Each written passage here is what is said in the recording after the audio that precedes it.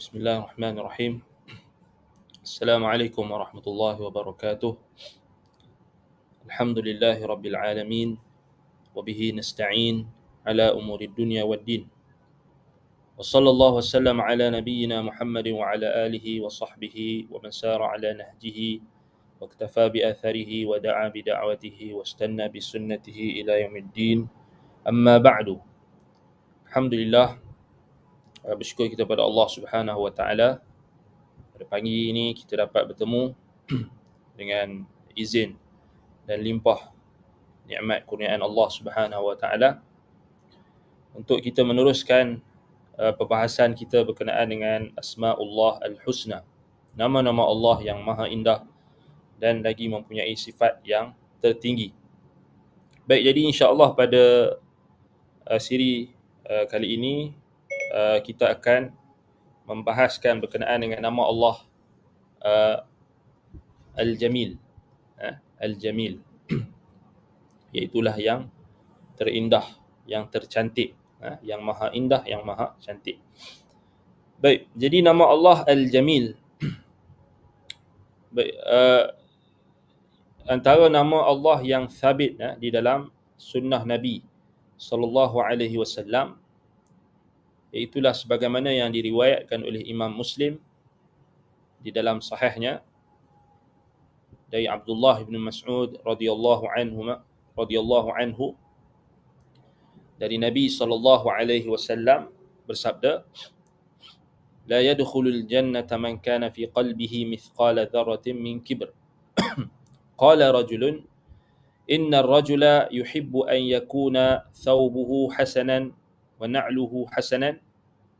Qala inna Allaha jamilun yuhibbul jamal. Al-kibru batarul haqq wa ghamtun nas. Baik, dari Abdullah bin Mas'ud radhiyallahu anhu, dari Nabi sallallahu alaihi wa ala alihi wasallam bersabda, la yadkhulul jannata man kana fi qalbihi mithqala dzarratin min kibr. Tidak akan masuk ke dalam syurga sesiapa sahaja yang ada di dalam hatinya sebesar zarrah daripada sifat sombong. Min kibrin. Qala rajulun, berkata seorang lelaki, yakni seorang sahabat Nabi, inna ar-rajula yuhibbu an yakuna thawbuhu hasanan wa na'luhu hasanan. Ada sesungguhnya seorang lelaki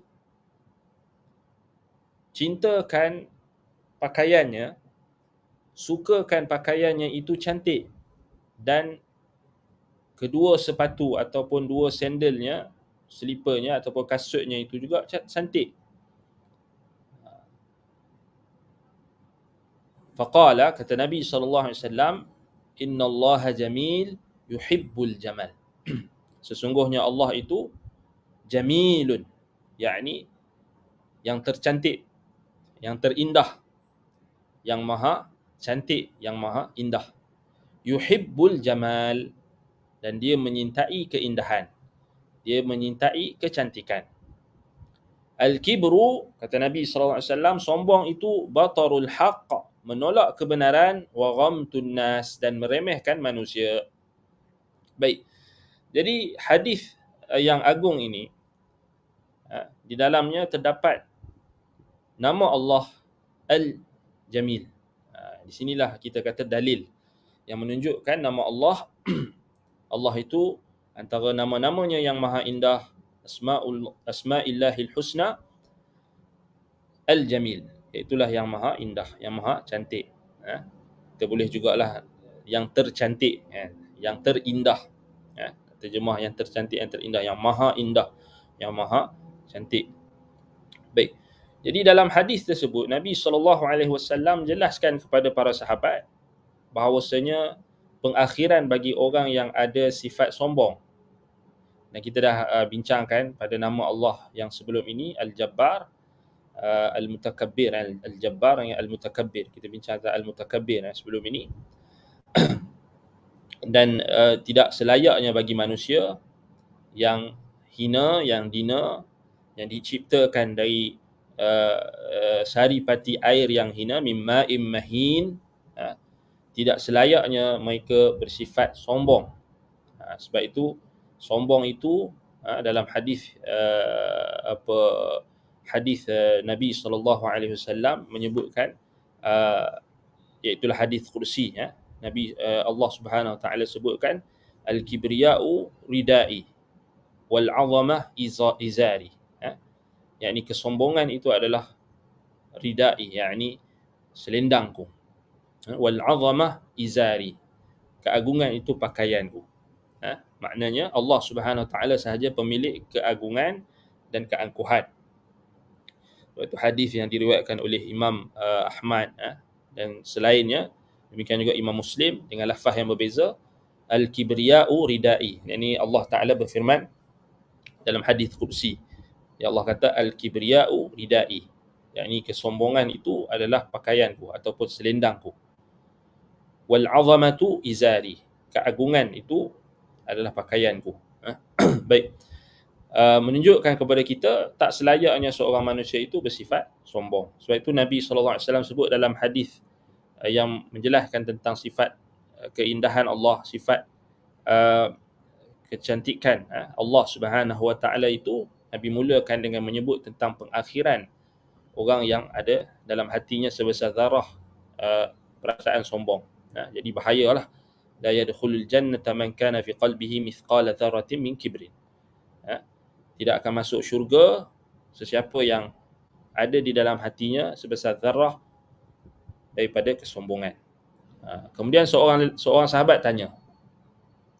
Dia tanya Nabi SAW, inna rajula yuhibbu an yakuna thawbuhu hasanan wa na'luhu hasanan.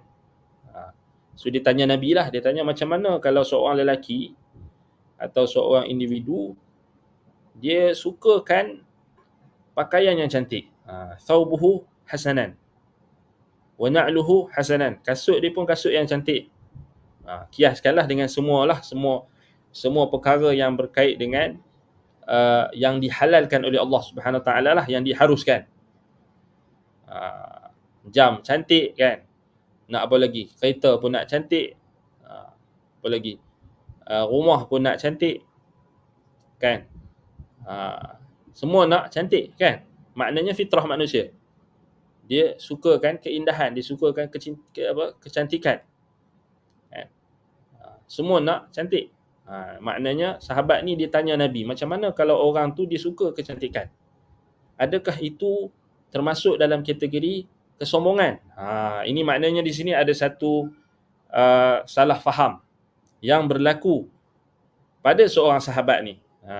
Maknanya memang dah bukan setakat seorang sahabat ni, memang dah menjadi salah faham kepada sebahagian golongan.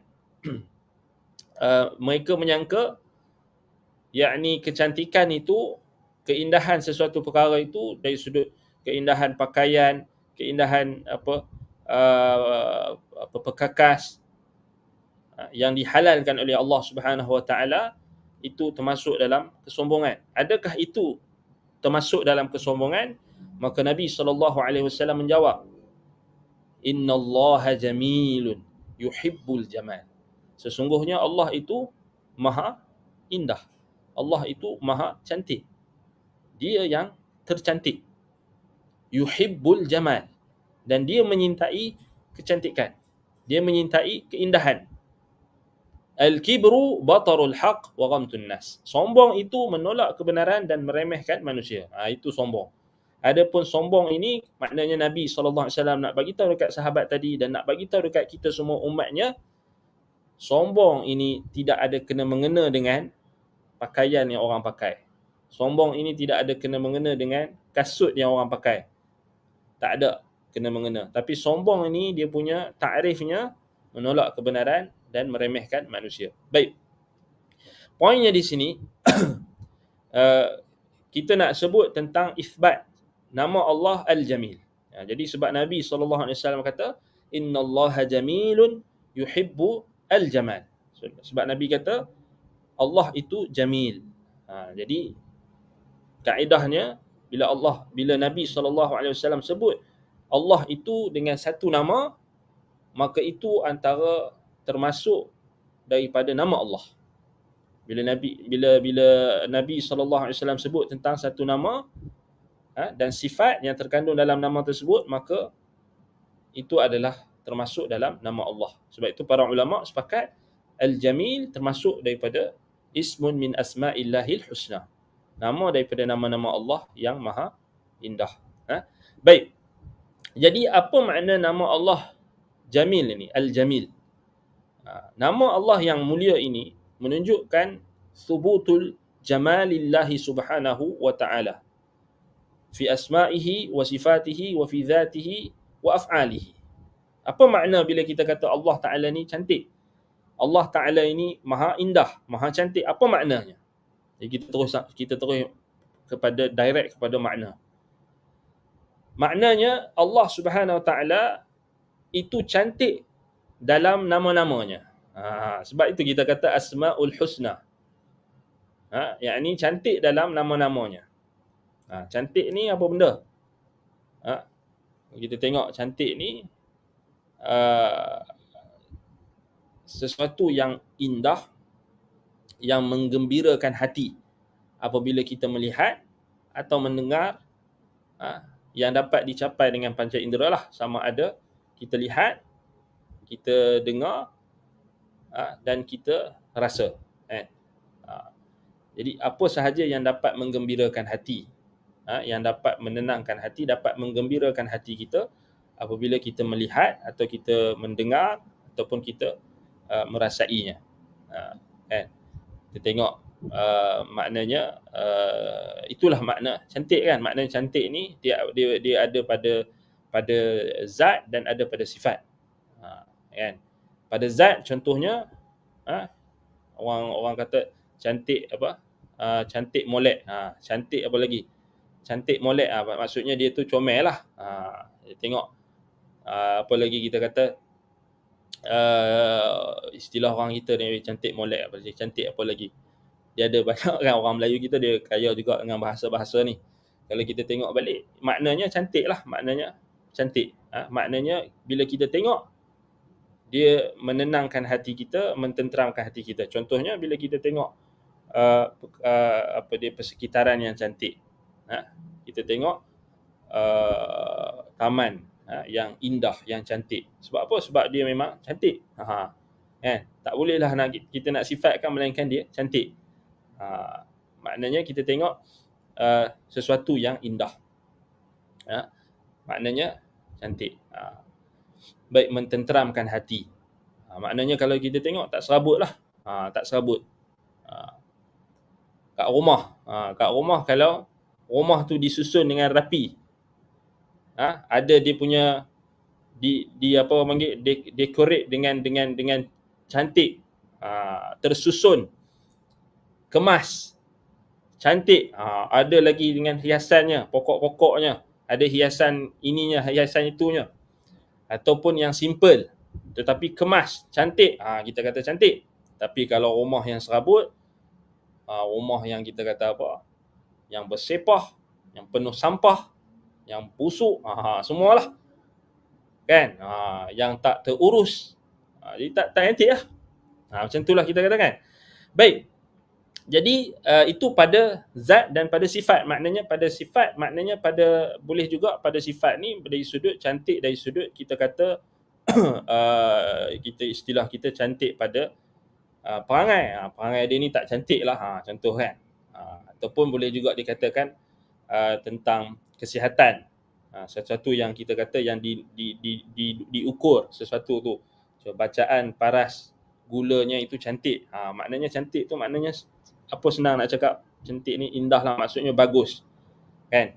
Baik, jadi Allah Subhanahu Wa Ta'ala thubutul jamal, yakni ketetapan sifat cantik atau sifat indah itu bagi Allah Subhanahu Wa Ta'ala, ianya berlaku pada nama-namanya. Yang pertama asma'uhu fi asma'ihi, pada nama-namanya. Semua nama-nama Allah semua husna. Kita dah sebut sebelum ni, al-husna maknanya ghayat fi ghayatil husni wal jamal, pada kemuncak keindahan dan kecantikan. Kebaikan, kemuncak kebaikan. Maknanya tak boleh nak banding dah.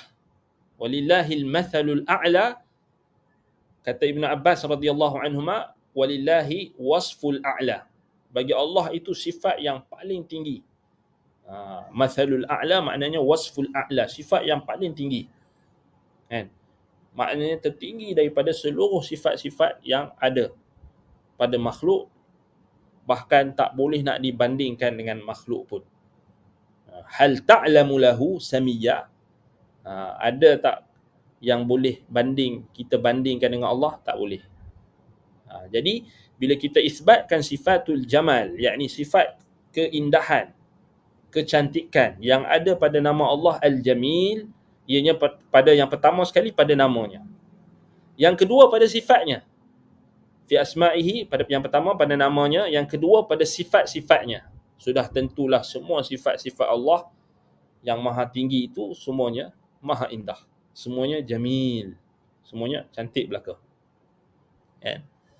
Wa fi dhatihi, wa fi dhatihi, yakni pada zatnya, pada zat Allah juga maha indah, maha cantik, yang tercantik, kerana dia jamil. Bahkan seluruh keindahan, seluruh kecantikan datang daripada dia. Maknanya datang daripada penciptaan dia. Allah Ta'ala lah yang menciptakan kecantikan. Laqad khalaqnal insana fi ahsani taqwim. Allah Ta'ala ciptakan manusia dengan sebaik-baik kejadian, dengan seindah-indah kejadian, dengan secantik-cantik kejadian. Maknanya bila kita tengok seluruh perkara yang cantik, semuanya makhluk Allah. Sebab itu kita kata dia kembali kepada zat yang paling cantik, zat yang tercantik, zat yang terindah. Cuma sebut tentang zat Allah, kita tak mampu nak capai di dunia ini. Kita tak mampu nak capai, ataupun tak mampu nak capai dan tak mampu nak merasai keindahan zat tersebut dengan panca indera kita. La tudrikuhul absar wa huwa yudrikul absar. Kerana dia tak boleh dicapai dengan penglihatan. Dialah yang mencapai segala penglihatan. Kita yang sangat lemah, kita yang tak boleh nak melihat Allah di dunia ini, tetapi kita boleh lihat pada perbuatannya, kesan daripada perbuatan-perbuatan Allah, iaitulah pada makhluknya. Sebab itu ada perkataan yang masyhur dinukilkan oleh para ulama. Antaranya Imam Al-Asbahani, Qiwamus Sunnah Al-Asbahani, dalam kitabnya Al-Hujjah fi Bayanil Mahajjah.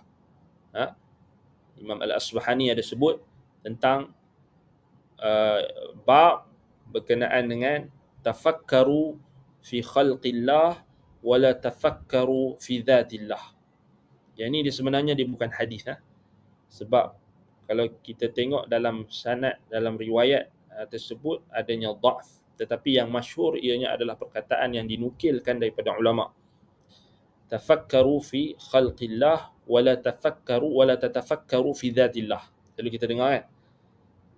Sebenarnya Imam Al-Asbahani rahimahullah dia ada sebut dalam kitabnya Al-Hujjah fi Bayanil Mahajjah.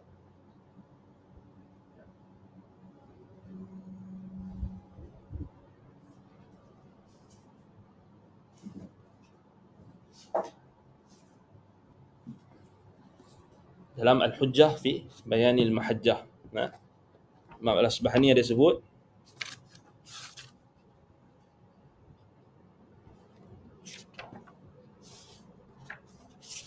dibawakan riwayat dia dalam faslun fi tarki tafkir fi sya'ni Rabbi azza wa jalla, dalam bab atau fasal meninggalkan untuk memikirkan tentang urusan Tuhan azza wa jalla, maknanya tentang zat Allah. Dia bawakan sanadnya, panjanglah sanadnya, kita pendekkan, daripada Syahr bin Haushab an Abdullah bin Salam radhiyallahu anhu qala kharaja Rasulullah sallallahu alaihi wasallam ala nasin min ashabihi wa hum yatafakkaruna fi khalqillah. So pada satu hari kata Abdullah bin Salam radhiyallahu an, Rasulullah sallallahu alaihi wasallam keluar bersama dengan para sahabatnya ataupun keluar menuju kepada para sahabatnya, dan ketika itu mereka tengah memikirkan tentang khalqillah, penciptaan Allah, maknanya makhluk-makhluk Allah. Ini termasuk sunnah para sahabat, sunnah Nabi. Maknanya memikirkan tentang makhluk, memikirkan tentang makhluk untuk mencapai pengagungan kepada Allah. Baik. Faqala fima tatafakkarun. Kemudian Nabi SAW bertanya kepada para sahabat, apa yang kamu tengah fikirkan? Fima tatafakkarun. Qalu natafakkaru fima khalaqallah. Kami memikirkan apa yang Allah Ta'ala ciptakan. Ini jawapan para sahabat. Maka sabda Nabi SAW, fala tatafakkaru fillah walakin tafakkaru fima khalaqallah. Wa ruya an Ibn Umar radhiyallahu anhu an Nabi sallallahu alaihi wasallam qala tafakkaru fi kulli shay'in wa la tafakkaru fi dhatillah. Tetapi kalau kita tengok hadis ini, dia ada dhaf, dia ada kelemahan. Maknanya kita nak nisbahkan kepada Nabi sallallahu alaihi wasallam, dia tak berapa kuat. Tetapi ala kulli hal, Imam Al-Asbahani rahimahullah dia terima hadis ini sebagai dalil yang membuktikan bahawasanya ada perintah dan larangan daripada Nabi sallallahu alaihi wasallam ataupun dalam syarak untuk melarang kita untuk berfikir tentang zat Allah. So kita tak boleh fikirlah. Hanya kita fikir kat mana? Fikir pada penciptaan Allah, pada makhluk Allah. Sama juga macam sifat jamal, sifat keindahan, kecantikan. Jadi memang kita tak mampu untuk apa? Tak mampu untuk kita nak capai keindahan dan kecantikan zat Allah tu. Kita tak boleh. Kan? Wa fi zatihi, maknanya yang pertama tu pada nama-namanya kita mampu sebab Allah Taala khabarkan dalam Quran. Sifat-sifatnya pun kita mampu sebab Allah khabarkan dalam Quran. Tapi pada zatnya tak mampu, tak boleh. Zatnya tak boleh melainkan bila kita dah masuk syurga nanti. Bila kita dah masuk syurga, dah dapat nikmat untuk melihat, dapat kelazatan untuk melihat wajah Allah nanti dan kita melihat Allah, itu boleh. Hak tu kita kena prepare daripada sekarang. Baik. Fi dhatihi, yang ketiga pada zatnya kita tak mampu. Wa fi af'alihi, yang keempat pada perbuatan-perbuatannya. So perbuatan-perbuatannya kita nampak. Yakni penciptaannya, ketetapannya. Dari sudut penciptaan kita lihat Allah Ta'ala cipta keindahan yang ada, yang kita nampak, yang Allah pinjamkan untuk sementara waktu ni, yang kita tengok semua keindahan yang ada di hadapan mata kita ni Allah Ta'ala pinjamkan. Allah Ta'ala bagi kita tengok supaya menjadi hujjah untuk kita beribadah kepada Allah dan untuk mencapai keindahan yang hakiki di dalam syurga, untuk mencapai keindahan dan kecantikan yang hakiki, yang abadi di dalam syurga. Sebab itu apa yang Allah Ta'ala berikan berupa nikmat, keindahan, kecantikan di dunia ini, dia adalah hujjah. Walillahil hujjatul balighah. Bagi Allah itu hujjah yang sampai. Maknanya hujjah Allah Subhanahu Wa Ta'ala ke atas makhluk. Allah Ta'ala bagi kita seluruh keindahan yang kita dapat rasa hari ini adalah hujjah untuk kita supaya kita bersedia untuk mencapai keindahan yang abadi, kecantikan yang abadi, iaitulah masuk ke dalam syurga dan melihat wajah Allah. Nikmat yang paling agung. Sebab itu yang tu kita boleh capai dari sudut apa yang Allah khabarkan dan apa yang Allah ciptakan di hadapan mata kita yang kita lihat hari-hari. Baik. Sebab itu kata Imam Ibn Qayyim rahimahullah, wa jamaluhu subhanahu ala arba'i maratibi.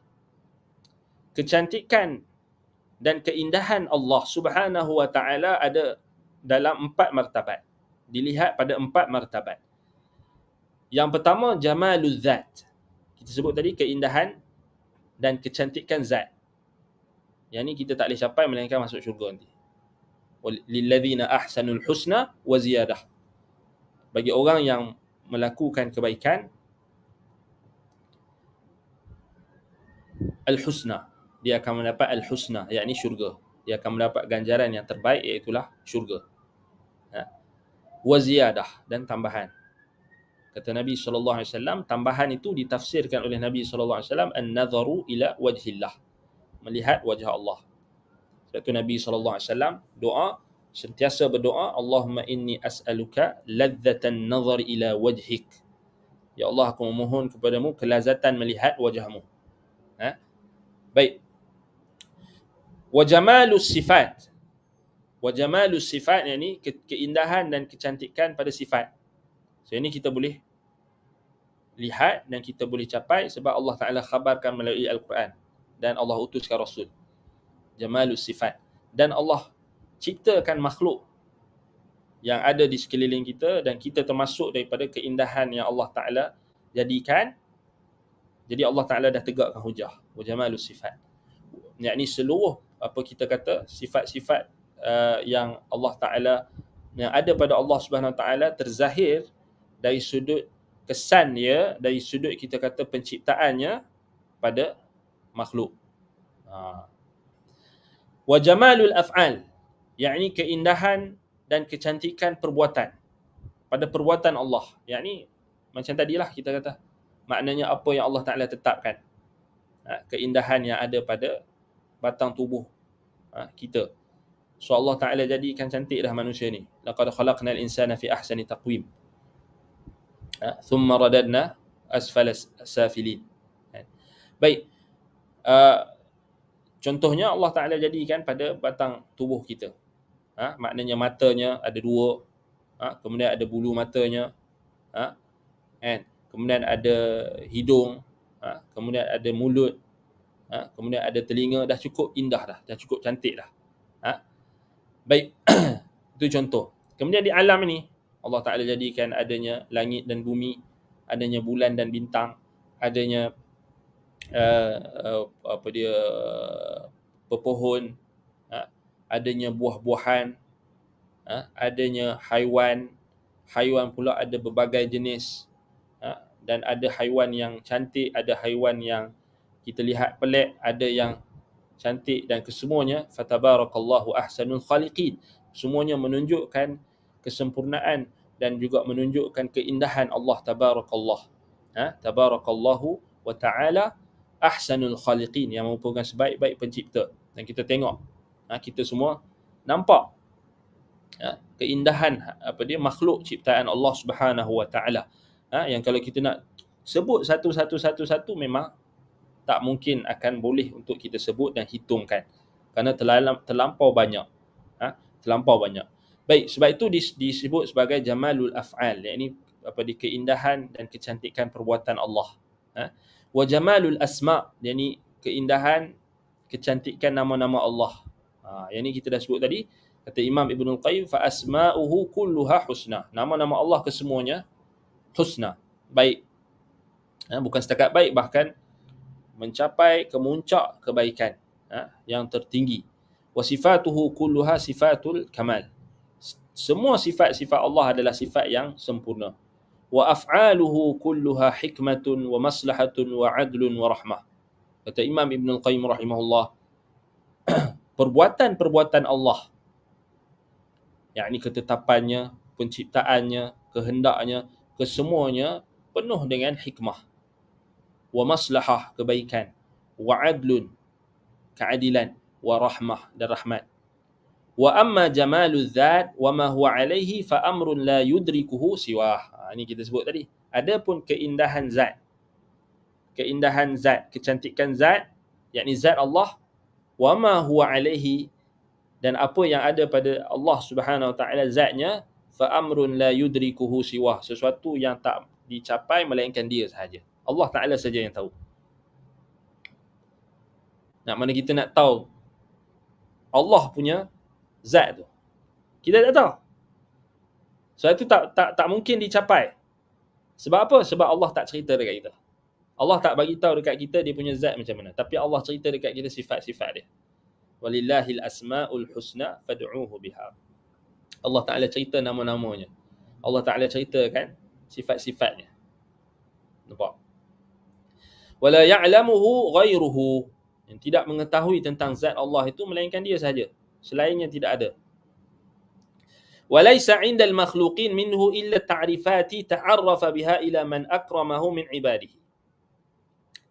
Dan tidak ada di sisi makhluk pengetahuan tentang zat Allah melainkan hanyalah pengenalan, ta'rifat, ta'arrafa biha ila man akramahu min ibadihi, yang telah diperkenalkan oleh hamba-hamba yang Allah muliakan.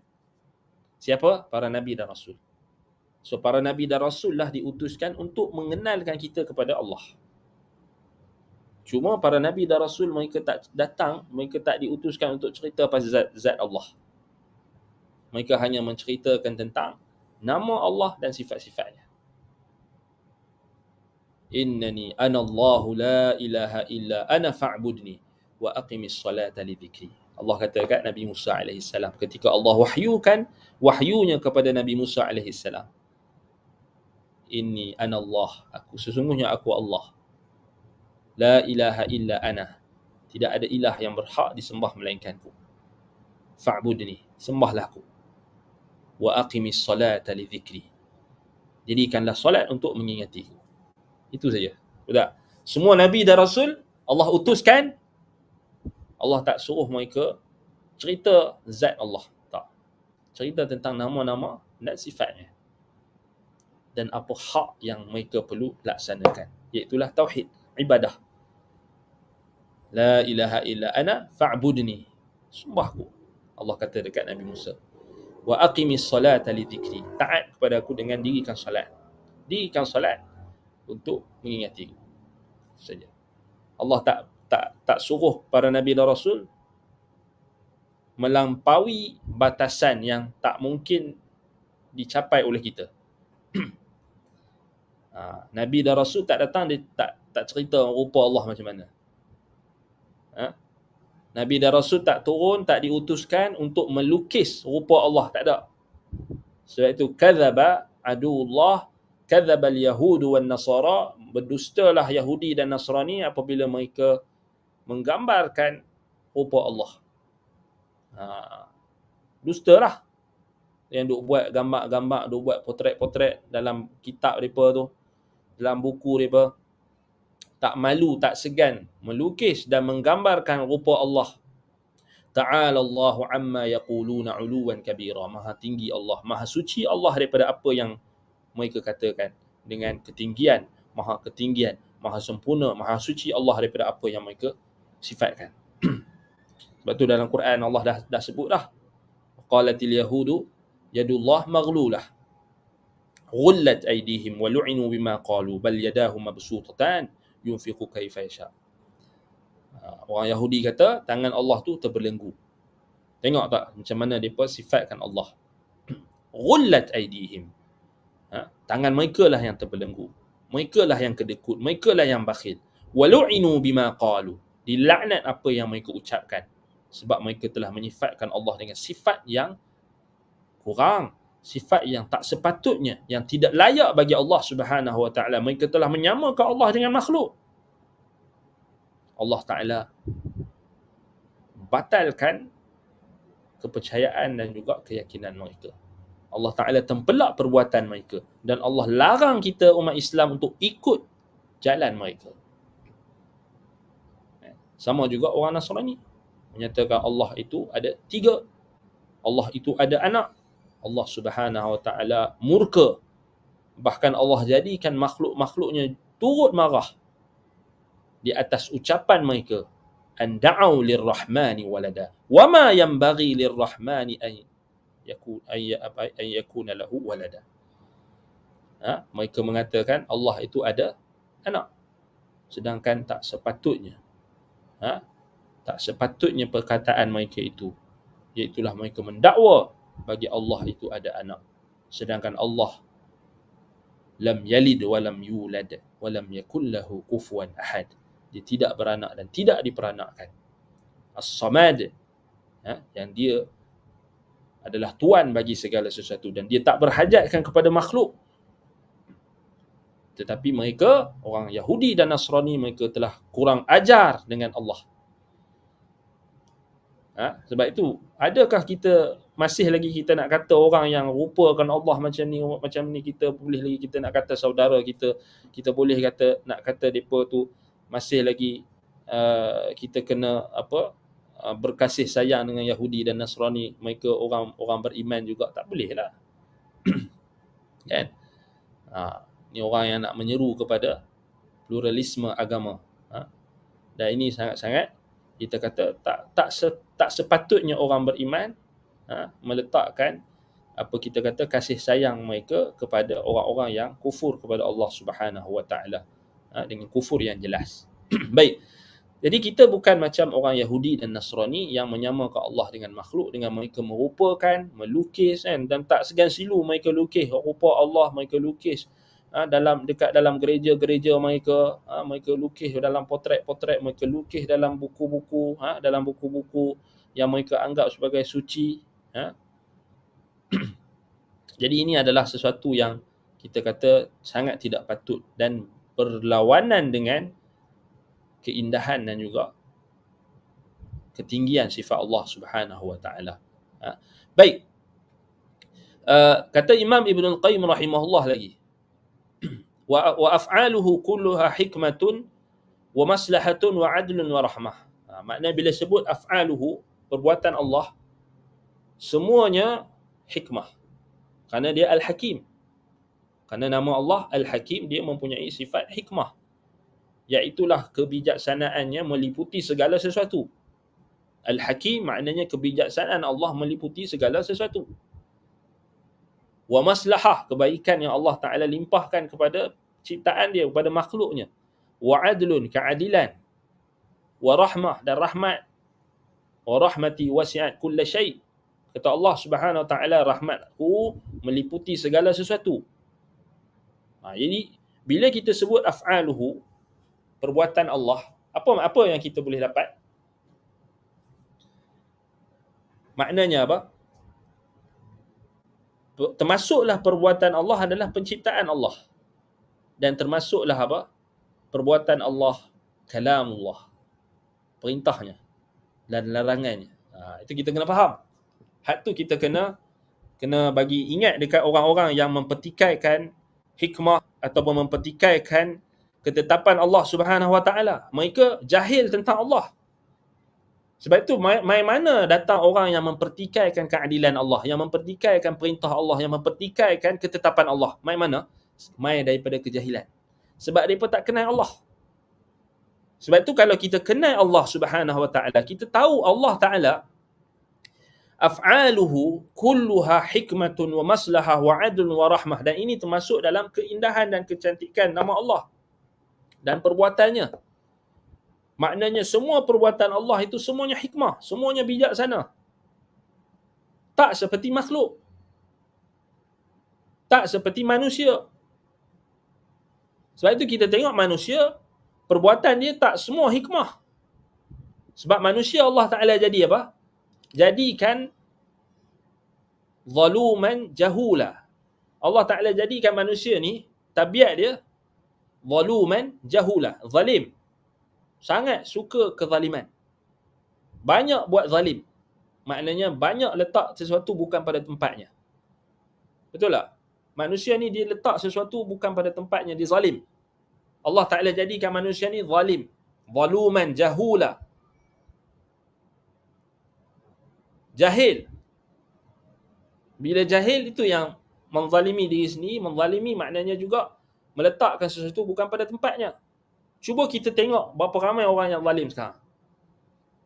Meletakkan sesuatu bukan pada tempatnya. Banyak tak kalau kita nak kira, banyak orang yang zalim.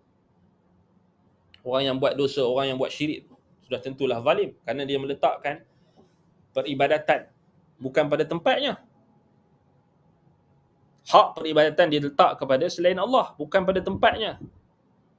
Orang yang buat maksiat, zalim tak zalim? Sebab dia letakkan nikmat yang Allah Ta'ala bagi, mata dia itu dia letakkan tak pada tempatnya.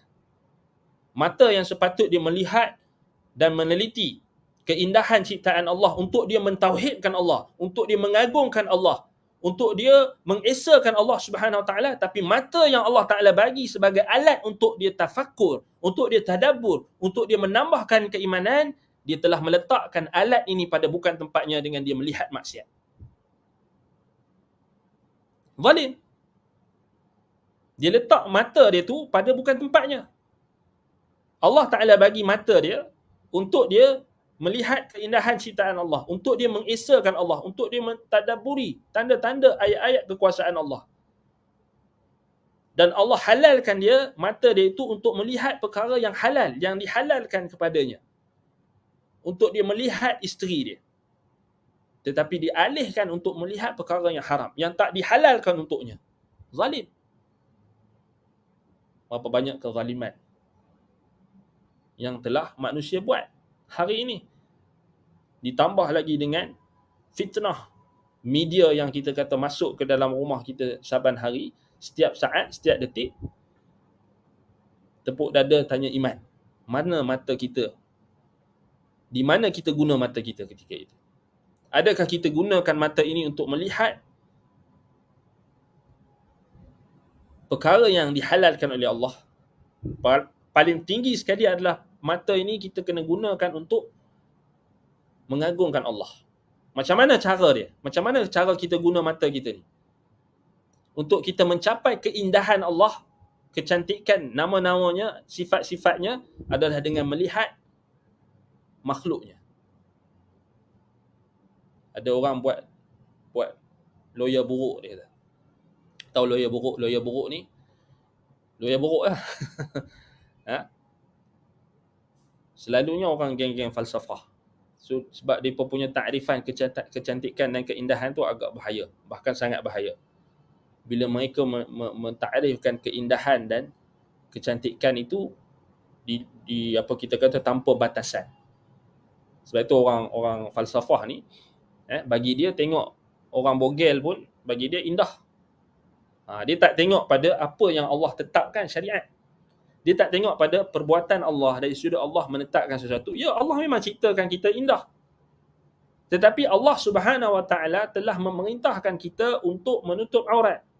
Maknanya apa sahaja yang Allah suka, maka itu indah. Apa sahaja yang Allah murka, Allah marah, maka itu tidak indah. Kita kena tengok dari sudut apa yang Allah suka dan apa yang Allah tak suka. Perkara yang haram, kita tak boleh kata indah. Sebab apa yang Allah haramkan berkait dengan apa yang Allah murka. Apa yang Allah larang kita, perkara yang haram, menunjukkan kemurkaan Allah. Sebab itu ada balasannya, hukumannya. Hukumannya azab di dalam neraka.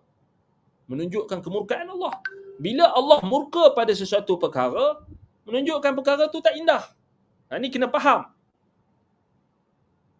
Yang tu kalau kita tengok orang putih, dia tak ada rasa malu. Dia buat patung-patung bogel. Kan? Kemudian tak mau pakai baju. Kan? Cuba tengok yang pelik-pelik ni. Kita pula ikut. Makin lama makin baju pun makin nipis. Pasal apa? Ikut orang kafir. Kononnya ini adalah kebebasan. Kononnya ini adalah hak asasi manusia. Kononnya ini adalah keindahan, kecantikan. Bukan.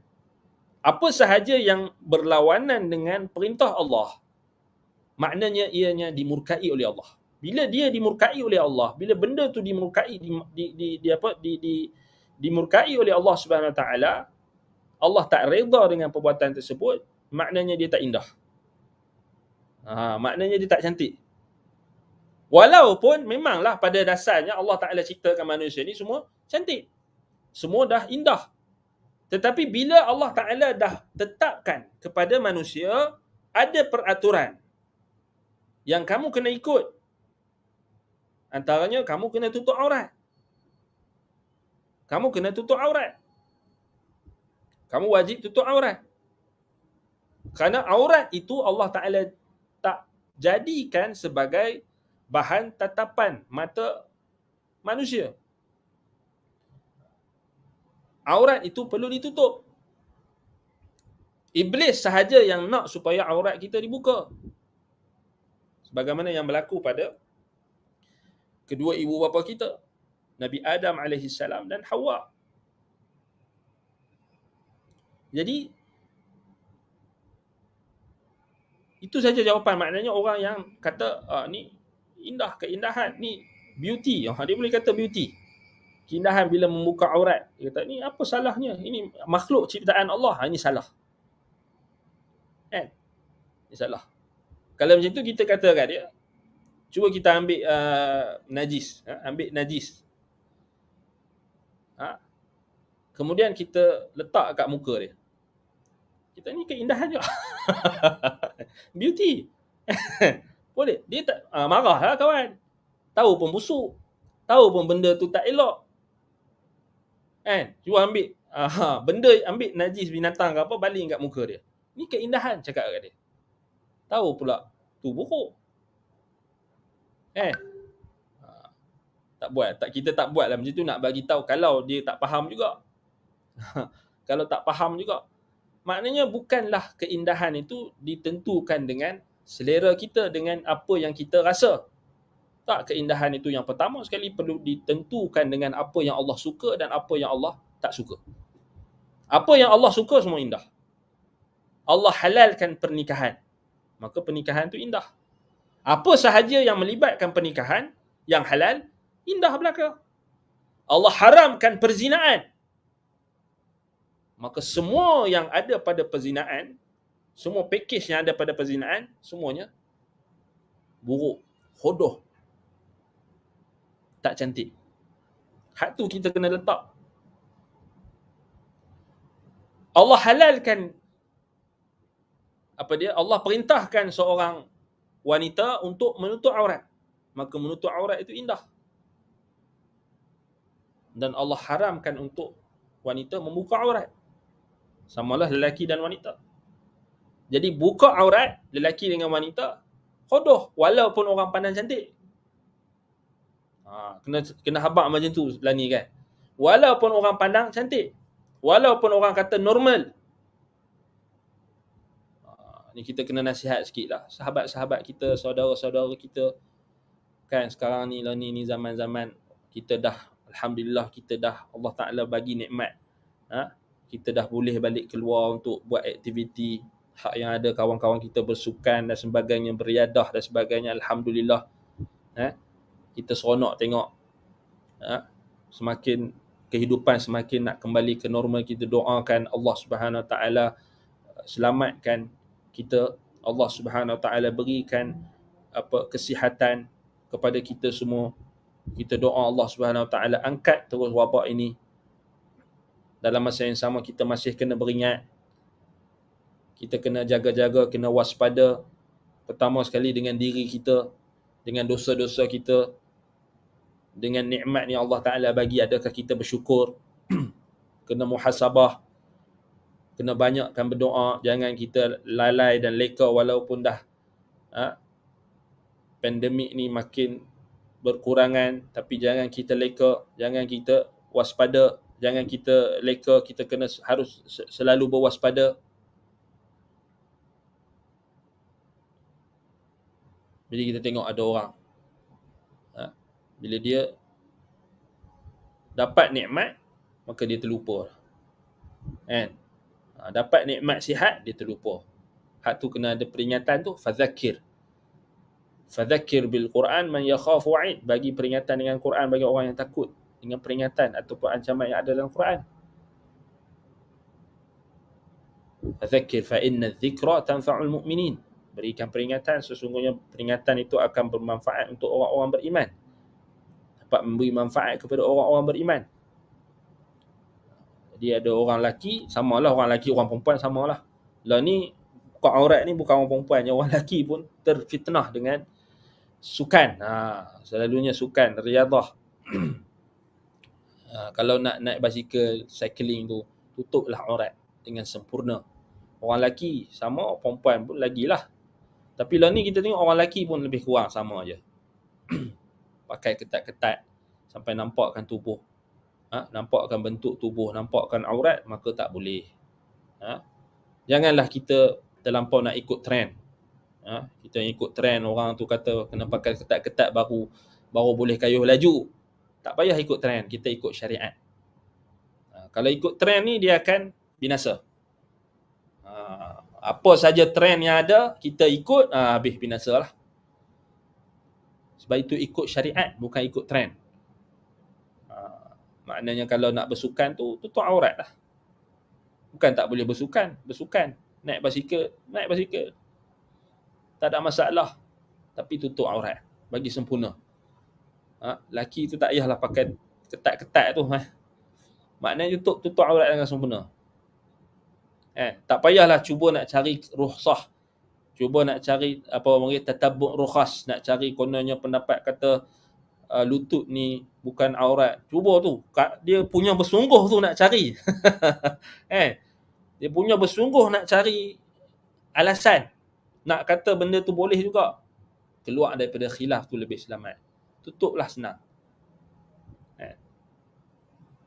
Memanglah tak kacau kita kata ni, tak kacau orang lain ni, saya punya pasal lah, kamu punya pasal lah, ni hak peribadi saya. Memang kita pun tak kisah. Kita pun bukan, orang pun tak lapak nak tengok aurat dia. Cuma kita bagi ingat ni pasal apa? Pasal kita nak bagi tahu Allah Taala perintahkan kita. Tak apa nak ikut ke tak ikut, kita pun tak heran. Tapi tak ada istilah kubur masing-masing nanti. Tak ada istilah. Ya, Allah Taala akan tanya.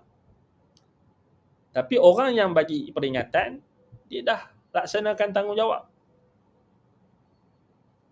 Dan dia nak melepaskan tanggungjawab dia. Sebab tu bebanan. Bila kita tengok satu maksiat, bila orang yang tengok kemungkaran, man ra'a minkum munkaran falyughayyirhu biyadihi. Nabi SAW perintahkan orang yang tengok kemungkaran, dia kena tegur. Jadi bila kita dah tertengok kemungkaran, kita kena cakap lah.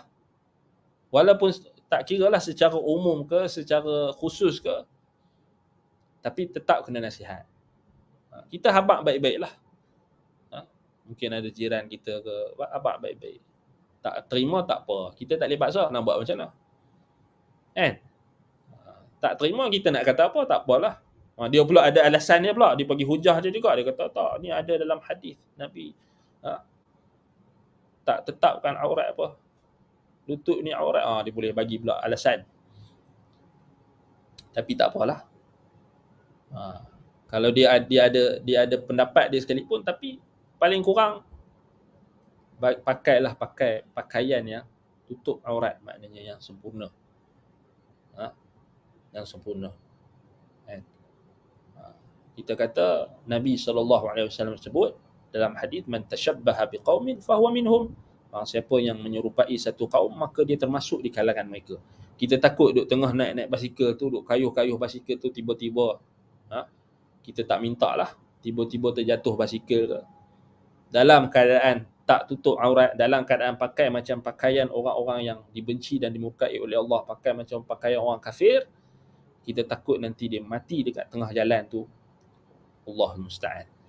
Takut akan dibangkit bersama dengan orang-orang yang sama dengan mereka. Sebab Nabi kata, man tashabbaha biqaumin fahuwa minhum. Abdullah bin Amr bin al-As radhiyallahu anhu sebut apa? Man bana bi biladil a'ajim wa sana'a nairuzahum wa mahrajanahum hushira ma'ahum ataupun hushira ma'ahum ala dhalika yawm al-qiyamah. Lebih kurang. Maknanya ancaman bahawasanya bila kita menyerupai satu kaum tu, kita akan dibangkitkan bersama dengan kaum yang kita ikut. Sama ada zahir dan batin. Dari sudut pakaian, penampilan. Maknanya bukan kita kata, maknanya bukan tak boleh kita kata apa, tak boleh nak beriadah dan sebagainya, tapi utamakan syariat, jangan ikut trend. Itulah dia punya kesimpulan. Banyak je orang buat pakaian-pakaian yang kita kata yang kita kata yang sesuai dan menutup aurat. Tak perlu pun kita nak pakai ketat-ketat sampai nampak bentuk tubuh badan. Pada lelaki dan wanita, lebih-lebih lagi lah wanita, lagilah kita kata tak masuk akal lah kalau kita nak tengok orang Melayu, orang Islam ni pakai dengan pakaian yang tidak sopan. Baik. Dan tak mengikuti, yang paling penting tak menuruti syariat. Itu yang paling kita kata benda yang dimurkai oleh Allah Subhanahu Wa Taala. Jadi buat apa kalau kita sihat badan, tapi tak dapat keberkatan. Kita nak sihat tubuh badan, dalam masa yang sama nak berkat. Kan? Jadi sihat tubuh badan satu kebaikan. Tapi bila kita tutup aurat, nak keberkatan. Keberkatan atas apa yang Allah Ta'ala bagi. Sihat tubuh badan tu. Kita duk kayuh basikal, kita duk naik hutan, kita duk trekking apa semua, takut sia-sia lah.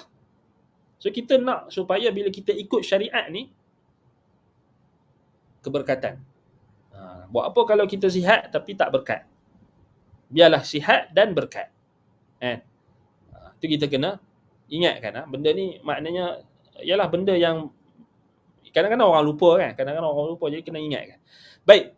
Jadi kat situ tak cantik lah. Kalau membuka aurat ni kira tak cantik. Walaupun seluruh dunia kata cantik. Kan? Bersukan. Pakai ketat-ketat. Buka aurat. Laki ke perempuan.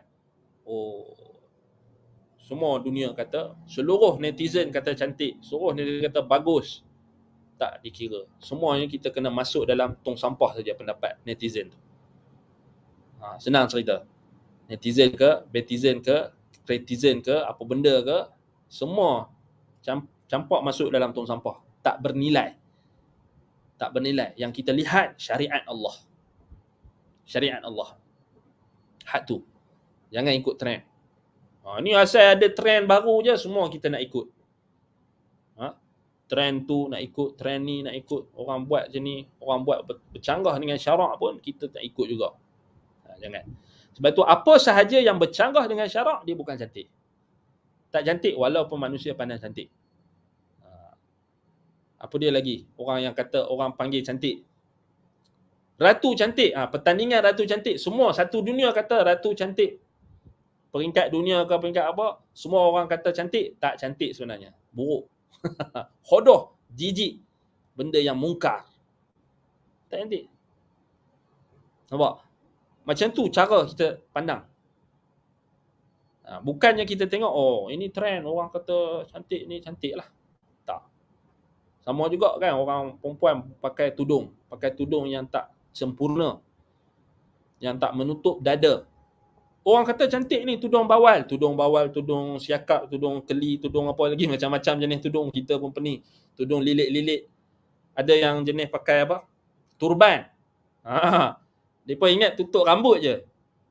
Kan ada orang perempuan dia pakai turban je. Dia nampak telinga. Tak tutup aurat lagi. Tak cantik. Walaupun mereka fashion tu kata cantik. Mereka fashion tu dapat anugerah award apa-apa ke. Tetap tak cantik sebab tak ikut spesifikasi yang ditetapkan syarak. Hak cantik mana? Hak ikut ketetapan syariat. Hak tutup aurat dengan sempurna. Hak melabuhkan pakaian, maksudnya perempuan yang melabuhkan tudungnya. Hak tu cantik. Hak tu confirm cantik. Lagi mereka main kata pula. Mereka kata, tak semestinya orang yang pakai tudung labuh ni baik.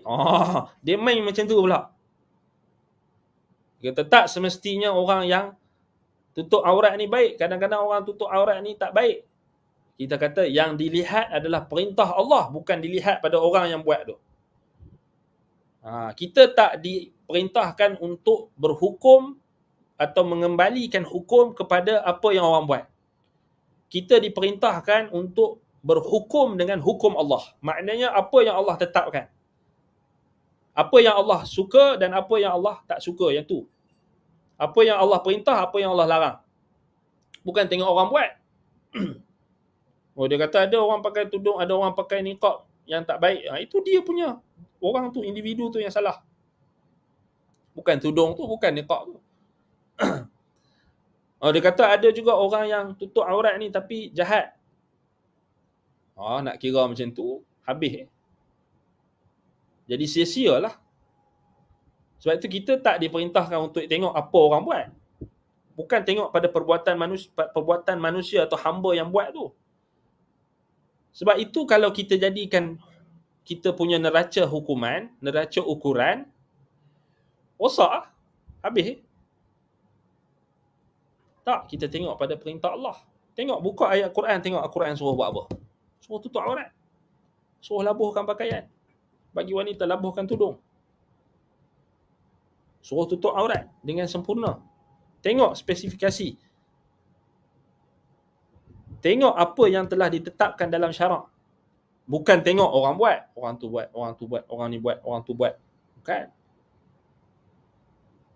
Itu salahnya cara pandang, cara lihat, cara tengok, cara fikir. Itu kalau orang buat. Baik. Itu kita kena tekankan. Baik. Jadi semua perbuatan Allah ni semua hikmah, hakim, maslahah, kebaikan, adlun wa rahmah, keadilan dan juga rahmat.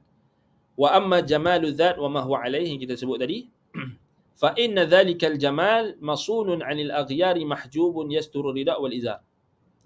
Sampai situlah perkataan Imam Ibn Qayyim rahimahullah.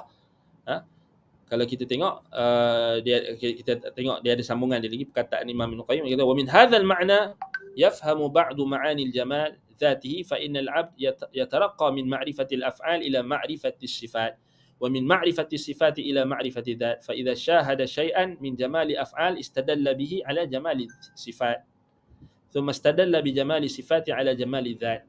Macam itulah manusia. Maknanya kita nak kenal seseorang, kita nak kenal seorang individu. Yang ni Imam Ibn Qayyim sebutkan tentang macam mana kita nak kenal Allah Subhanahu Wa Taala, nak tahu keindahan dan kecantikan zat Allah Subhanahu Wa Taala dengan kita melihat pada sifat Allah, kita melihat pada perbuatan Allah Subhanahu Wa Taala, ketetapan Allah, perintah dan larangan yang Allah Taala tetapkan, dan juga perbuatan Allah Subhanahu Wa Taala, sifat-sifatnya yang dikhabarkan melalui rasulnya, dan apa yang terzahir dalam alam ini, terzahir dalam makhluk penciptaannya. Jadi kat situ dengan kita melihat kecantikan sifat Allah, ketetapannya, penciptaannya, maka di situ kita akan dapat tahu betapa indahnya zat yang bernama Allah. Wa min huna yatabayyana annahu subhanahu lahul hamdu kulluh wa anna ahadan min khalqihi la yuhsi thana'an alayhi bal huwa kama athna ala nafsihi. Sebab tu bila kita sedar benda ni tentang keindahan penciptaan Allah, ketetapan Allah terhadap makhluk, perintah dan larangannya, kita tahu tentang hikmah, kebijaksanaan yang ada pada setiap ketetapan Allah Subhanahu Wa Taala, maka apa? Maka akan membawa kita untuk mengetahui tentang keindahan zatnya. Tetapi kita tak akan dapat tahulah kat dunia ni. Maknanya kat zatnya ini kita akan lihat di akhirat kelak. Yang tu yang kita minta Allah Subhanahu Wa Taala matikan kita dalam keadaan Islam. Baik. Sebab itu kata Imam Ibn Qayyim, maka daripada sini terjelaslah bagi kita bahawasanya bagi Allah lah segala pujian. Dan tidak ada seorang makhluk pun yang kita kata mampu untuk menandingi Allah Subhanahu Wa Taala, dan tak, maksudnya kalau makhluk ni puji Allah pun kita kata tak memberi kesan apa-apa. Bal huwa kama athna ala nafsihi, bahkan Allah itu seperti apa yang dipujikan pada dirinya sendiri. Wa annahu yastahiqqu an ya'buda li dhatihi wa yuhibbu li dhatihi wa yashkuru li dhatihi. Yu'bada li dhatihi. Dan Allah Taala itu sahajalah yang berhak untuk diibadahi untuk zatnya. Maknanya ibadat itu hanya untuk zat Allah. Wa yuhibbu li dhatihi. Dan dia menyintai kerana zatnya. Wa yashkuru li dhatihi, bersyukur kerana zatnya. Wa annahu subhanahu yuhibbu nafsuhu wa yuthni 'ala nafsihi wa yahmidu nafsuhu. Allah Subhanahu Wa Taala itu menyintai dirinya. Wa yuthni 'ala nafsihi, dan memuji atas dirinya sendiri, dan memuji, dan apa kita kata, wa anna mahabbatahu li nafsihi wa hamduhu li nafsihi wa thana'uhu 'ala nafsihi wa tauhiduhu li nafsihi. Kesemuanya balik kepada zat Allah Subhanahu Wa Taala. Wa fil haqiqati al-hamd wa thana' wal hub wat tauhid fa huwa subhanahu kama athna 'ala nafsihi wa fawqa ma yuthni bihi 'alaihi khalquhu. Allah Taala ni mengatasi pujian di atas seluruh makhluknya. Wa huwa subhanahu kama yuhibbu dhatihi wa yuhibbu sifatihi wa af'alihi fa kullu af'alihi hasan mahbubun wa in kana fi maf'ulatihi ma yubghiduhu wa yukrihuhu falaysa fi af'alihi ma huwa makruhun maskhut. Semua perbuatan Allah semuanya baik dan dicintai. Wa in kana fi maf'ulatihi ma yubghiduhu wa yukrihuhu.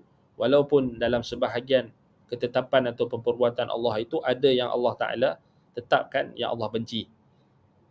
Maknanya walaupun dalam ketetapan Allah itu ada benda yang Allah suka dan Allah benci, tetapi kalau kita tengok dari sudut keseluruhannya, kesemuanya adalah, kita kata, menunjukkan keindahan dan kecantikan Allah Subhanahu Wa Taala. Sebab itu kata Imam Ibn Qayyim, falaisa fi af'alihi ma huwa makruhun maskhut. Tidak ada pada perbuatan Allah SWT itu apa yang dibenci dan dimurkai. Maknanya secara hakikatnya kita kata apa yang kerana Allah Subhanahu Wa Taala tu mempunyai sifatul kamal. Ini sifat kesempurnaan yang mutlak. Kamalul mutlak wal jamalul mutlak. Keindahan pun keindahan yang mutlak. Jadi maknanya bila kita nisbahkan kepada Allah SWT, tak ada apa pun yang perkara yang kalau kita sebut tentang Allah ni kita rasa benci. Itu maknanya maskhutun wa makruhun. Fa in kanat mahabbatuhu tabi'atun li mahabbati subhanahu bihaitsu yuhibbu li ajlihi fa mahabbatuhu sahihatun wa illa fa hiya mahabbatun batilah. Sebab itu di atas dasar itulah Allah Subhanahu Wa Taala menjadikan seluruh kecintaan tidak dinilai melainkan dengan kecintaan di atas zatnya. Maknanya kecintaan kerana Allah. Sebab itu apa sahaja kecintaan yang selain Allah adalah batil. Maknanya Allah Ta'ala tetapkan keindahan, hikmah, sifat-sifat yang sempurna itu untuk dipuji oleh makhluk. Walaupun tak dipuji oleh makhluk, Allah memuji dirinya sendiri. Dan seluruh makhluk berada di bawah apa dia pentadbiran dan apa dia kekuasaannya.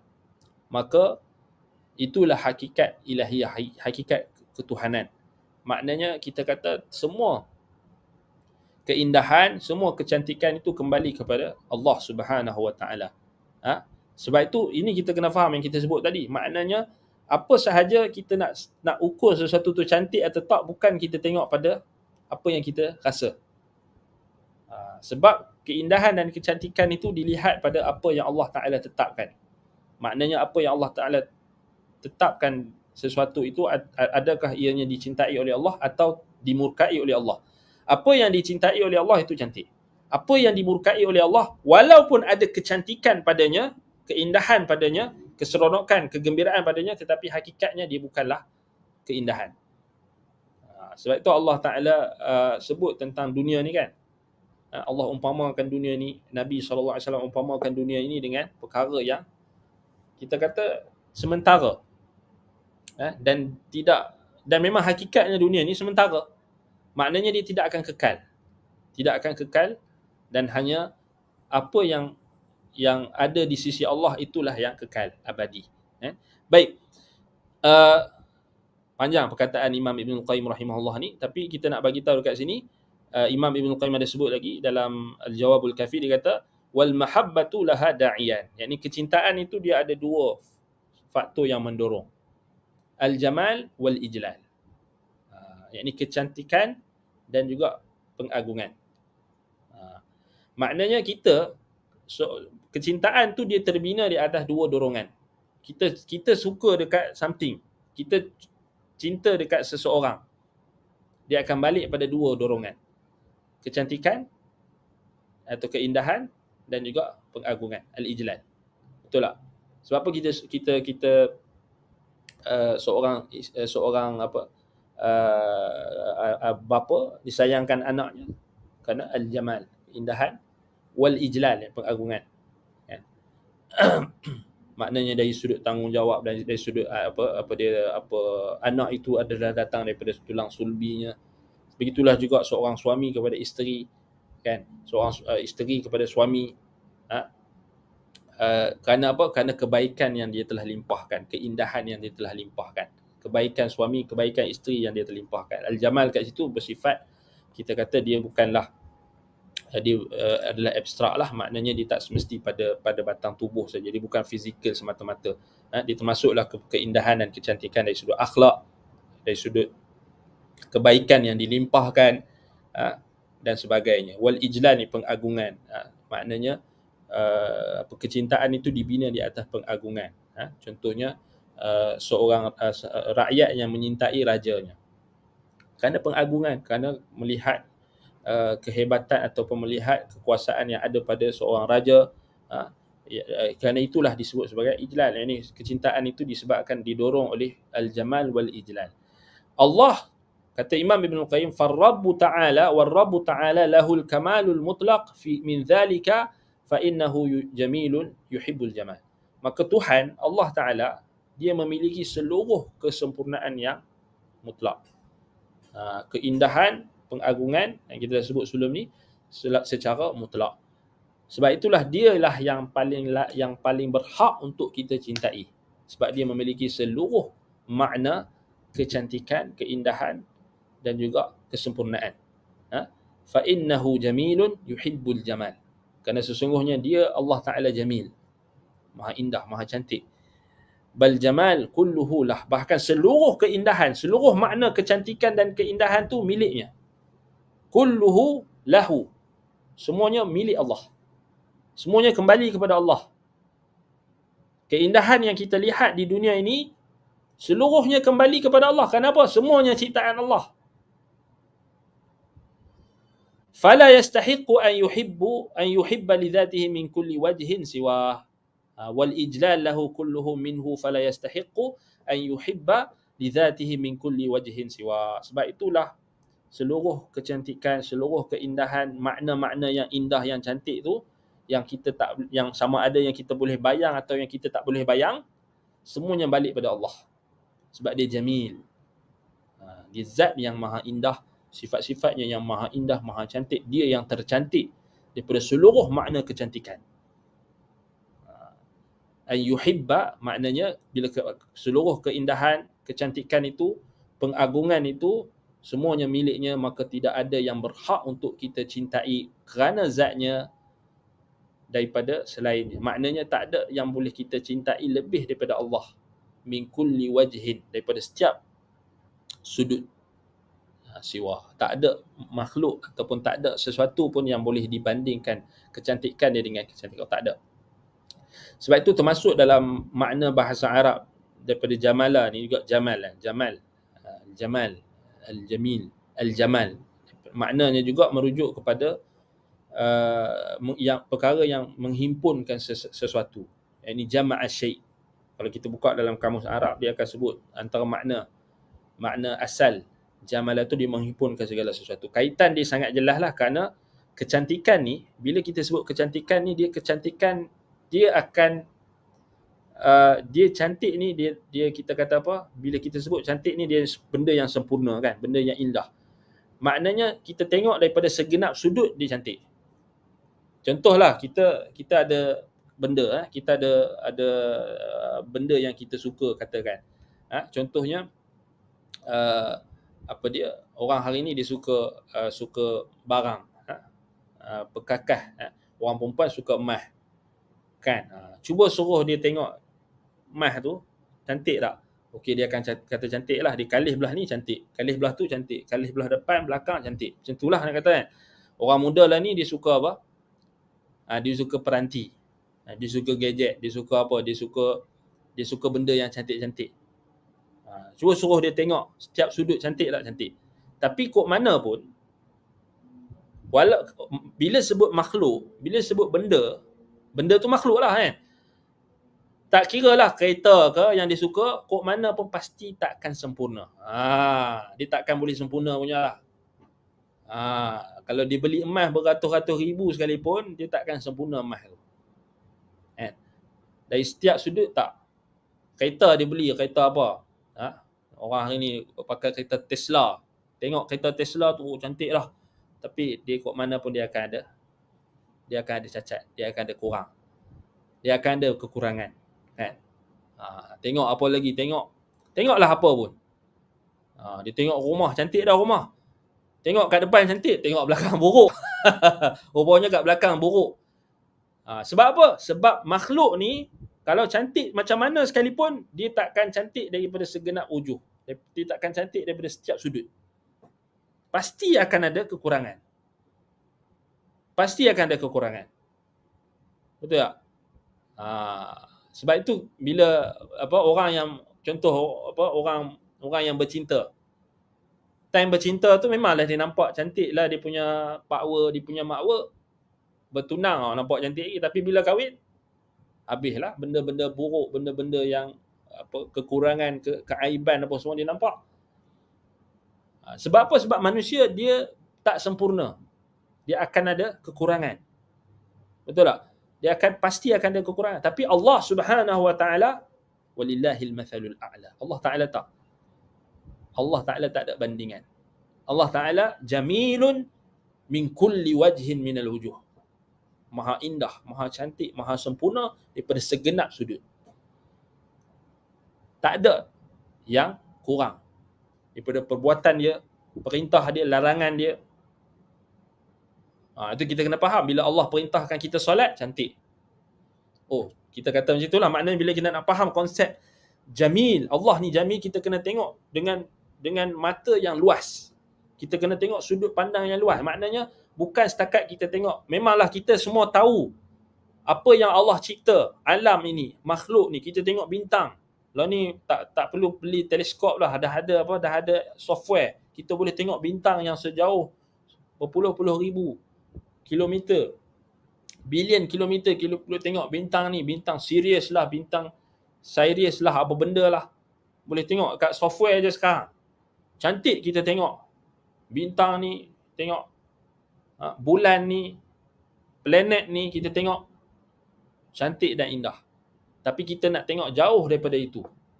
Bukan setakat makhluk ciptaan Allah, bukan setakat bukit, setakat tanam-tanaman, pepohon yang kehijauan, bukan setakat haiwan yang kita tengok cantik dan sebagainya, bukan setakat manusia yang kita tengok cantik. Bahkan kita kena fahami apa sahaja yang Allah perintahkan cantik. Solat, Allah perintahkan solat 5 waktu sehari semalam. Cantik sangat. Dia tu kan. Cantik sangat. Allah perintahkan kita tutup aurat. Oh, cantik. Allah Taala perintah. Cantik betul. Jangan tengok pada orang yang tutup aurat tak tutup aurat tu. Boleh jadi cantik, boleh jadi bagi pandangan kita tak cantik, betul tak? Macam kalau kita tengok, saya tengok tudung ni tak cantik lah colour ni. Itu kau yang pandangan kau. Bukan, jangan tengok yang hak tu. Tengok perintah Allah tu. Allah perintahkan kamu tutup aurat. Tak kiralah tudung apa yang kau pakai,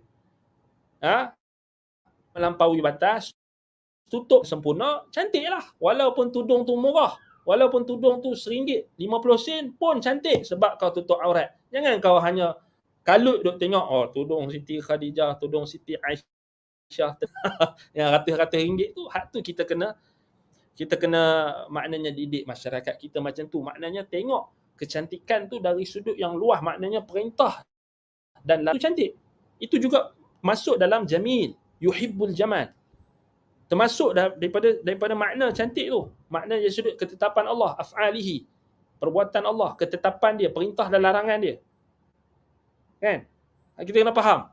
Allah larang kita untuk berzina, mendekati zina. Wala taqrabuz zina innahu kana fahishatan wa sa'a sabila. Sebab bila kita baca ayat tu, itu perintah Allah. Itu perintah Allah. Itu kalamullah, Quran, kalamullah, sifat daripada sifat Allah. Perintah Allah, dan dia termasuk daripada kecantikan. Min jamalillah, termasuk daripada keindahan Allah. Keindahan sifatnya. Kalamullah termasuk sifatnya. Bila Allah perintahkan sesuatu perintah, maka dia cantik. Bila Allah larang kita berzina, dekati zina, cantik. Oh, cantik sangat. Allah larang minum arak, cantik. Jadi bila minum arak, bila langgar perintah Allah, tengoklah apa yang berlaku. Tak cantik lah.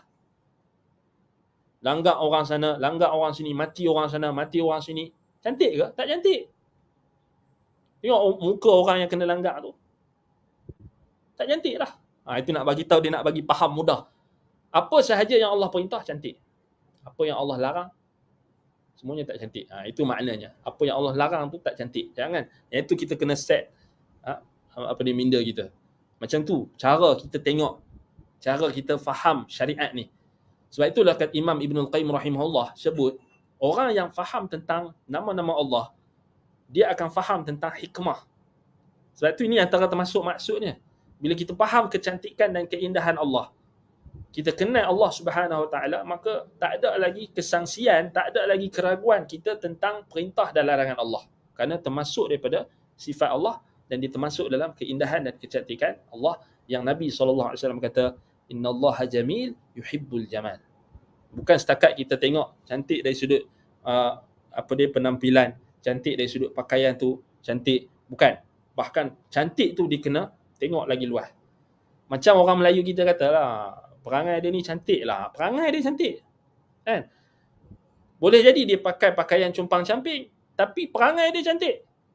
Boleh jadi dia pakai biasa je, pakai pakaian yang compang-camping. Mungkin dia orang miskin, compang-camping, tapi perangai dia cantik sangat, subhanallah. Walaupun dia tak pakai aksesori, walaupun dia tak pakai apa benda peranti ke, tapi cantik sangat bila cakap beradab, bila cakap tu bersopan santun. Ini cantik akhlak dia. Cantik dia ni. Hak tu yang kita kena tekan. Kan? Dalam masa yang sama kita tak nafikan memang maksud hadis yang Nabi SAW sebutkan memang termasuk daripada tuntutan kita nak menzahirkan keindahan dan kecantikan yang Allah Ta'ala kurniakan kepada kita adalah dengan kita menzahirkan nikmat Allah yang Allah Ta'ala berikan kepada kita. Antaranya pakai pakaian cantik. Bukannya suruh kita pakai compang-camping. Kan, orang hari ni dia dah bukan kata tak mampu, tapi mampu, tapi dia ikut trend punya pasal dia pakai seluar koyak rabak. Kita ingatnya memang seluar dia koyak rabak. Ada anak teringat satu anak kita bila kita lalu orang, dia anak kita ni kecil, dia rajin tanyalah. Dia tak tanya depan-depan lah, lepas balik dia tengok. Kata kenapa orang tu pakai seluar koyak, dia susah ke Abi? Macam mana jawab? Kita kata dia susah lah, senang. Nak jawab senang kita kata memang dia susah kot malas nak, kita pun malas nak jawab macam mana lagi tapi itu orang, kita kata pasal orang nampak trend pakai seluar koyak rabak kan. Ada kan sekarang trend seluar koyak rabak. Nak kata miskin, makan dekat kedai yang bukan jalan-jalan, nak kata miskin kan. Nampak tu orang kaya tapi pakai seluar koyak rabak. Rupa-rupanya trend. Kita pun pelik kan. Dululah ingat lagi maknanya macam itulah kita kata dia maksudnya itu zalim lah. Dia tak zahirkan nikmat Allah. Patutnya dia syukur dengan nikmat Allah, pakailah seluar yang komplit kan. Janganlah pergi beli seluar yang koyak rabak tu. Walaupun mahal macam mana sekalipun, orang tak tengok, orang akan kata benda tu zalim lah. Maknanya dia masih membuka aurat dia tu, nampak habis kulit kan, koyak rabak. Tapi bagi dia trend. Itu kita kata tak boleh ikut trend kan. Tak boleh ikut trend, kena ikut syariat. So maknanya tak payahlah beli baju seluar koyak rabak tu kan. Maknanya pakai, tunjukkan, zahirkan nikmat Allah ni, pakai yang sempurna. Kalau nak pakai seluar yang tutup lah. Maknanya janganlah cari yang koyak rabak tu, contoh kan. Jadi pakai yang cantik, pakai yang indah, pakaian yang kita kata menutup aurat, yang tu yang paling cantik. Walibasut taqwa dzalika khair. Pakaian ketakwaan itulah yang lebih baik. Allah Ta'ala kata. Jadi zahirkan nikmat dengan pakai pakaian cantik, apa yang kita mampu, bukannya apa yang kita tak mampu kan. Jangan sampai berhutang kerana nak pakai baju saja, berhutang ada. Ni lega lah kita kata apa, lah ni zaman pandemik ni orang kahwin pun mudah. Itu antara hikmah. Tak ada berhutang-hutang macam kita dengar dulu, berhutang baju pengantinnya lagi, apa dia pelaminnya lagi, macam-macam. Alhamdulillah. Sebab tu yang ni satu peringatan lah supaya tak membazir. Kita zahirkan nikmat Allah tu dengan pakai apa yang mampu lah. Mampu. Bukan untuk menunjuk-nunjuk, bukan untuk berbangga-bangga. Pakai mengikut kemampuan lah. Kalau orang tu dia mampu dengan kemampuan dia, pakai. Tak jadi masalah. Sebab itu yang Nabi bagi tahu tu, innallaha jamil yuhibbul jamal. Sebenarnya Allah menyintai kecantikan, keindahan, dan Allah itu cantik dan dia menyintai kecantikan. Maknanya kita kata antara tuntutan daripada kita beriman dengan sifat ataupun nama Allah Al-Jamil ni adalah kita menzahirkan kecantikan yang Allah Ta'ala berikan. Pertama sekali adalah kecantikan dari sudut akhlak. Dari sudut akhlak, kerana ianya termasuk daripada perintah Allah Subhanahu Wa Ta'ala. Kerana cantik saja, kalau cantik pada penampilan, cantik pada rupa paras, tapi buruk pada akhlak, maka hakikatnya tak cantik juga. Ni kalau tengok orang tu cantik macam mana sekalipun, cantik dia tu cantik macam mana, putih melepak, cantik macam mana sekalipun, tapi bila kita tengok akhlak dia, gaya pertuturan dia, adab dia, sopan santun dia out, fail, maka tak cantik lah. Tu orang Melayu tu. Kita tengok base pada orang Melayu. Orang Melayu pun kat sini kita tengok memang halus pandangan orang Melayu ni. Maknanya dari sudut tutur kata, sopan santun, kan? Dikira macam tu. Dia bukan tengok pada buat apa. Ana tak sempat nak tengok apa peribahasa ke pantun orang Melayu, tapi banyak pantun orang Melayu, peribahasa orang Melayu ni memang cantik-cantik. Dia punya makna tu membekas. Dia baguslah maknanya kalau kita nak bagi, maknanya nak buat nasihat ke apa, pakai pantun tu, pakai peribahasa tu kok ada makna yang kita kata sangat baiklah. Lepas tu anda pun tak ingat banyak sebenarnya, banyak orang Melayu kita ni. Bagi kita memang itulah pandangan. Maknanya di sudut bukan tengok pada penampilan semata-mata, tapi akhlak. Yang paling penting sekali, keyakinan, kepercayaan, akidah pun kena cantik. Tu yang paling utama. Kan? Ni dah cantik dah hak benda lain, akhlak cantik dah bagus. Tapi dia duk buat syirik, tak cantik. Dia tu kita kena cantik ni, kena tengok yang first kali apa hubungan kita dengan Allah tu. Kalau hubungan kita dengan Allah tu maknanya dari sudut akidah kita betul, lurus, tak ada penyelewengan, hak tu cantik. Tapi kalau cantik macam mana pun akhlak tapi buruk dari sudut ibadatnya, dari sudut keyakinannya, akidahnya, buruklah. Walaupun orang kata dia cantik. Cantik, tutur bicara dia, percakapan dia sopan santun macam mana, tapi tengok-tengok buat syirik, tak cantik lah. Kalau buat syirik habis. Kan? Kita kena faham itu. Walaupun orang pandang cantik macam mana sekalipun. Baik. Jadi anda rasa cukup setakat itu. Semoga Allah Subhanahu Wa Taala memberkati apa yang kita sampaikan berkenaan dengan sifat ataupun nama Allah Al-Jamil. Semoga Allah Subhanahu Wa Taala memberikan kita taufik dan bimbingan untuk kita sama-sama menghayati makna nama Allah Al-Jamil, dan kita cuba untuk kita mempraktikkan dalam kehidupan kita untuk menzahirkan nikmat Allah dan menzahirkan kecantikan yang ada dalam syariat. Kerana kita ini orang Islam, kita tak mungkin kita akan dapat menzahirkan kecantikan Islam tu melainkan kita sendiri yang menunjukkan contoh teladan dari sudut praktikal, dari sudut contoh teladan yang telah ditunjukkan di dalam syariat untuk kita sama-sama menzahirkan apa kita kata keindahan dan kecantikan Islam itu. Itulah tuntutan yang paling besar apabila kita beriman dengan nama Allah Al-Jamil. Baik. أقول قولي هذا وأستغفر الله لي ولكم سبحانك اللهم وبحمدك أشهد أن لا إله إلا أنت أستغفرك وأتوب إليك وصلى الله على محمد وعلى آله وصحبه وبارك وسلم والحمد لله رب العالمين والسلام عليكم ورحمة الله وبركاته.